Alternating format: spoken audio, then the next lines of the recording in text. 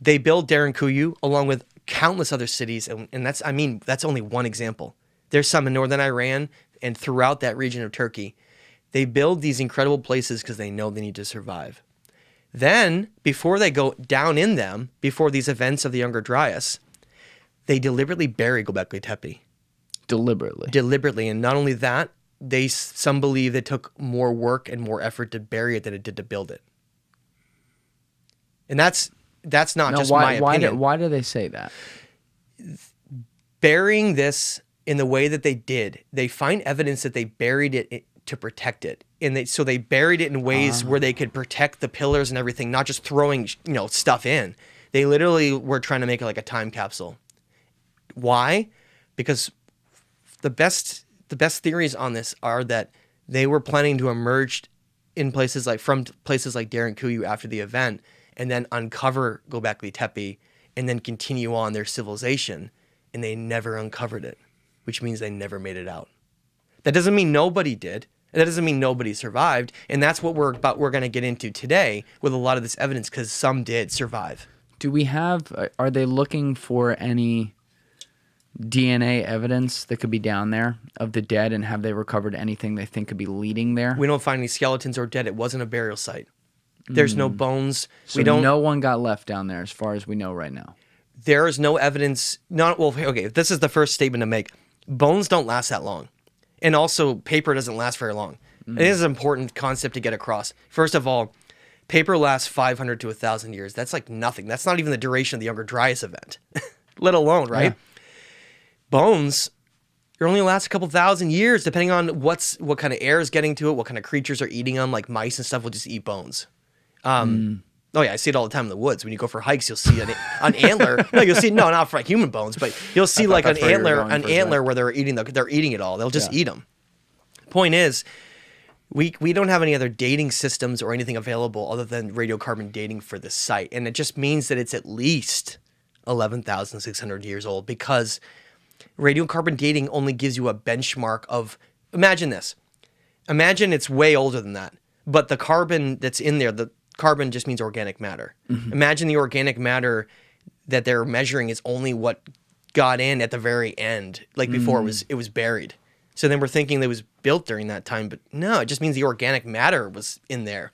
So really what I'm thinking, if we're going to blow this whole thing open, during the last ice age, so pre-Younger Dryas, we're going to call it like 20,000 years ago, just somewhere in there, right?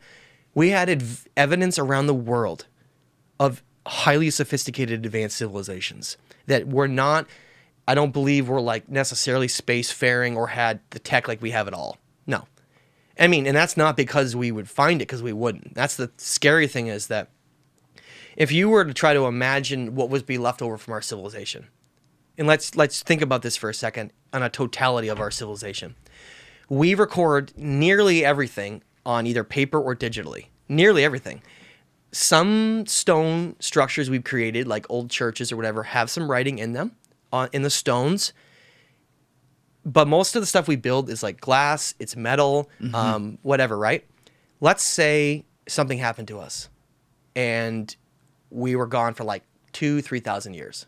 And then another group came and was like, I don't think there's anybody here before us. What would be left from us? Okay, I want to ask you this. What do you think would be left of anything we have? I mean, anything. What would be left from us? I mean, I'd got to think.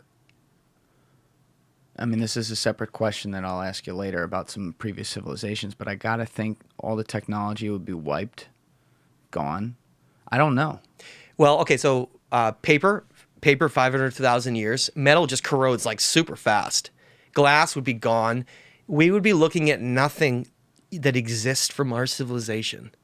Nothing. Nothing except for, and this is the except. And the except here is a big except, because the except is what links all this together. The only thing that would survive would be the stonework we made, specifically with granite. The limestone wouldn't make it. Why granite? Granite's one of the hardest materials on Earth. And this is something, again, that's another one of these echo things we're going to be talking about continuously, because the types of stone you work with matter significantly. If you have tools that are softer than the stone you're working with, you can't even manipulate it at all. So if you go take a piece of granite, okay, from out in the woods or something, you'll find a chunk of granite, and you go take like things you have around the house or whatever, right? And you try to do something with that.